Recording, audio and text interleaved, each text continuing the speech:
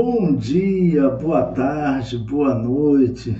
Estamos iniciando o nosso curso Aprenda a jogar e treinar xadrez. Se você chegou até aqui nesta aula, certamente você quer aprender as regras do jogo e poder jogar corretamente o xadrez. Ou já sabe as regras ou tem alguma dúvida.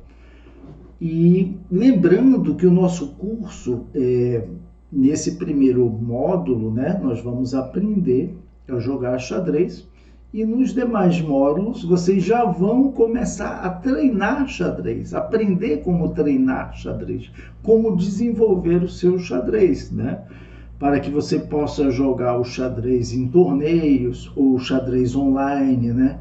Que hoje está muito difundido no Brasil e no mundo inteiro, jogar com seus colegas, familiares, enfim, apreciar a beleza do xadrez. E nessa primeira aula, intitulada A História do Xadrez, além de um resumo, né, dessa história tão longa do xadrez, né, nós também vamos falar do que é o xadrez. Evidentemente, você só vai saber o que é o xadrez quando você começar a jogar, sentir as emoções e a beleza desse jogo milenar, né? Um jogo inigualável, certamente, na história da humanidade. Mas eu gostaria de falar rapidamente o que é o xadrez, né? Se alguém perguntar para mim, meu nome é Andrei Neves, sou mestre da Federação Internacional de Xadrez, jogo desde os 13 anos, né? Hoje as crianças estão começando mais cedo, mas xadrez não tem idade, você pode começar em adulto ou até mais idoso, não é? Eu costumo dizer, xadrez se joga os torneios até de 8 a 80 anos, né? Até menos e até mais do que isso, né? Então, o xadrez é um jogo, né? Essa é a resposta mais comum e totalmente correta. É um jogo, né? Sem dúvida, um jogo intelectual, né? No sentido que você usa a mente para participar desta disputa. Mas o xadrez também é um esporte reconhecido pelo Comitê Olímpico Internacional. Não é disputado nas Olimpíadas, né? O xadrez tem a sua própria Olimpíada já muito tradicional, mas é um esporte reconhecido. E no Brasil e em muitos países ele faz parte, né, daqueles esportes, né, selecionados. E desde quando eu era criança, isso há mais de 40 anos, né, faz parte dos jogos escolares, no caso aqui, jogos estaduais, jogos também escolares brasileiros, né? E com a pandemia, primeiro com a internet, com o advento do computador, da internet, né, cresceu muito o número de sites em que você joga o xadrez com os jogadores do mundo inteiro, e com a pandemia ainda mais, né, com as pessoas muitas vezes ficando mais tempo em casa, né? Então houve realmente um aumento, né, exponencial, digamos, do número de jogadores. E o xadrez é algo fácil de aprender, isso que é importante, tá? Havia um mito antigamente que o xadrez era difícil, não. E algumas pessoas também falam que o xadrez, além de um jogo, de um esporte, ele é arte e ciência, né?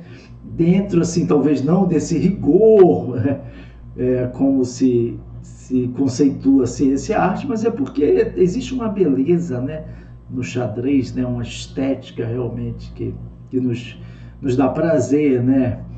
E a ciência, porque o jogo tem a sua teoria, a teoria da abertura, que é a fase inicial do jogo, a teoria do meio-jogo e a teoria do final, né, de cada peça, né? Então é um jogo que está evoluindo com os séculos e com os módulos de análise cada vez mais potentes, né, de computador que analisam. Isso também trouxe uma evolução, né, para o jogo. Entretanto, apesar dos supercomputadores, né, terem essa capacidade fantástica de calcular no jogo de xadrez, eles não conseguiram ainda, digamos, fechar o jogo, calcular todo o jogo, né, porque o número de possibilidades não é infinito, mas podemos dizer assim, quase infinito. Mas vamos lá, vamos falar um pouquinho da história do xadrez, e eu vou utilizar um pouco do texto do livro do Edward Lasker, não confundir com Emanuel Lasker, que foi um grande campeão mundial de xadrez, mas Edward Lasker escreveu um livro sobre a história do xadrez.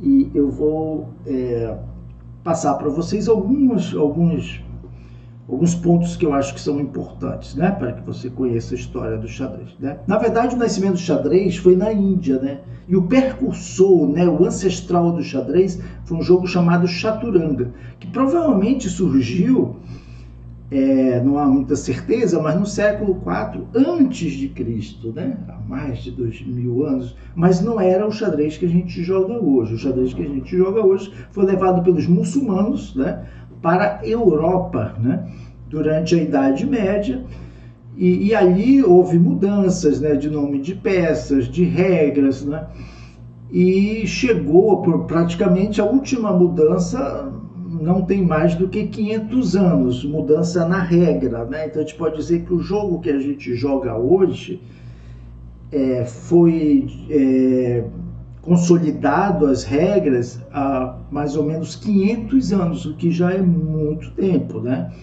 Mas antes disso já se jogava muitos séculos xadrez na Europa, né? Às vezes de um lugar com uma regra, outro lugar com outra, mas a partir de 1500, com certeza, o jogo é o que a gente joga hoje, né? Então, existe algo que eu gostaria de mostrar para vocês, que existem muitas lendas sobre o surgimento do xadrez, e uma delas atribui a invenção do jogo a Cissa, né? Que era um brahmane na corte do Raja indiano Balait, né? Então, o rei havia pedido ao sábio que criasse um jogo capaz de demonstrar o valor de qualidades como a prudência, a diligência, a visão e o conhecimento, né? Então, esse foi um grande desafio, né? E esse sábio, ele criou um jogo com os 4 elementos do exército indiano: os carros, os cavalos, que tem até hoje, né? Vocês estão vendo aí as peças do xadrez, devem ter identificado o cavalo aí do lado, né? Os cavalos, né? Os elefantes, né? Simboliza ali, né, esse país asiático, né? Os elefantes e os soldados, né? Que são os nossos espiões, né? Desde a Idade Média. Então, desde já vocês percebem que o xadrez é uma batalha entre 2 exércitos, né? Que é o nosso xadrez, né? E naquela época você tinha 4 jogadores. Veja como o jogo evoluiu, né? Então eu fiz algumas anotações aqui. Essa criação de Cissa, ela ficou muito famosa até nos livros de matemática, porque o rei insistiu que ele fosse receber uma recompensa, né, por essa grande criação, né, que foi o jogo, no caso, o Chaturanga, né? Não era o xadrez, né? O xadrez é como se fosse uma evolução, né, do Chaturanga, desse jogo. E aí ele pediu o seguinte: olha a recompensa que ele pediu: dá-me uma recompensa em grãos de milho sobre o tabuleiro de xadrez. Quer dizer, o tabuleiro de xadrez tem 64 casas. Então ele pediu que na primeira casa colocasse um grão de milho e depois fosse multiplicando, né? Depois 1 aí para 2, depois para 4, sempre dobrando, né? Só que esse número ele se tornou astronômico, né? E na época ele certamente sabia calcular, né?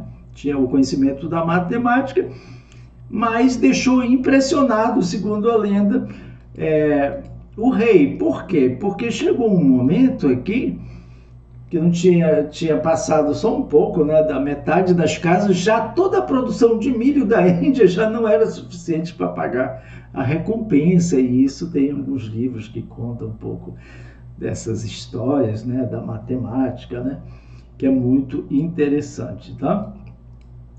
Então, o nome do jogo, Chaturanga, né, significava exército formado de 4 membros, né? Como eu falei aqui. E na verdade, essa época é uma estimativa, né, que esse jogo tenha surgido por volta do século IV antes de Cristo. Mas aí vamos entender a transição, né, essa passagem. O xadrez foi levado pelos muçulmanos para a Europa. tá? E aí você tem já alguns relatos, né? No ano 600 depois de Cristo, ou seja, mais de 1400 anos atrás, né? Já o xadrez na Europa, tá? E muito antes de 1400, o xadrez já está 1400, né? O xadrez já estava firmemente estabelecido nas cortes dos reis e na nobreza dos países europeus, tá?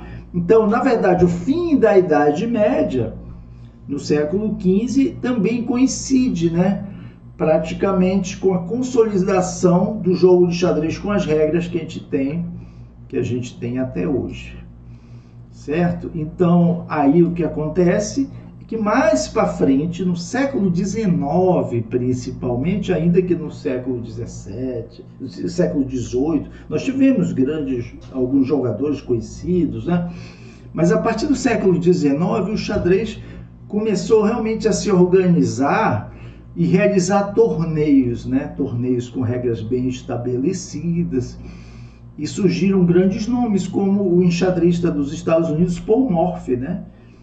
Que jogou ali, principalmente na primeira metade ali do século XIX, né? E se tornou assim, considerado o melhor jogador da época. E até hoje a gente estuda as partidas, porque ele estava muito evoluído na estratégia dele, tá? A estratégia, a vantagem de desenvolvimento das peças no início do jogo, então ele conseguia vitórias assim muito impactantes, né, para a época, né? Mas o primeiro mestre de xadrez que assumiu o título de campeão mundial foi William Steins, né, da Boêmia, tá? E isso ocorreu já em 1866, quando ele disputou o campeonato mundial com o Anderson, num match realizado em Londres. E o Steins foi criador, digamos, desse xadrez mais científico, né? Porque antes, o que se jogava, né? Antes, o Paul Morphy já tinha também essa dose, digamos, entre aspas, científica, mas era o xadrez chamado xadrez romântico. Os jogadores queriam logo sair para fazer checkmate no adversário, certo? Então eles não estavam muito preocupados assim com estratégia, era sair né, atacando o rei do adversário. Hoje a gente sabe, não só hoje, né? Faz alguns séculos, digamos, assim, a partir do século XIX, na verdade, né, que o xadrez não pode se jogar assim, tem uma estratégia, tem uma teoria, né? Então é preciso respeitar a posição, como vocês vão, assim que vocês aprenderem a jogar, vocês vão entender que não é que a gente quer atacar logo diretamente o rei do adversário e fazer checkmate. Isso aí geralmente é um ataque precoce e nós vamos ficar numa posição inferior, né? Então, basicamente é isso. A gente tem que dizer que o xadrez nesse século tem se popularizado, né? Muitos torneios, muitos campeonatos, a possibilidade de você treinar pela internet com programas de computador, jogar com jogadores do mundo inteiro, desde mestres, grandes mestres e outros aficionados. Então, bem-vindo a esse mundo maravilhoso do xadrez. Eu tenho certeza que vocês vão gostar, que vocês, a partir da próxima aula, vão aprender a jogar. E contem comigo, porque certamente vocês vão aprender corretamente o xadrez. E eu quero também já mostrar para vocês como começar a jogar melhor, né? Para poder ganhar partidas, né? E começar a entender a estratégia, a tática do xadrez, tá? Espero que essa primeira aula tenha passado essa visão geral, né? E aí sim, na próxima aula, vamos para o que realmente interessa, que é aprender a jogar xadrez. Obrigado pela atenção, até a próxima.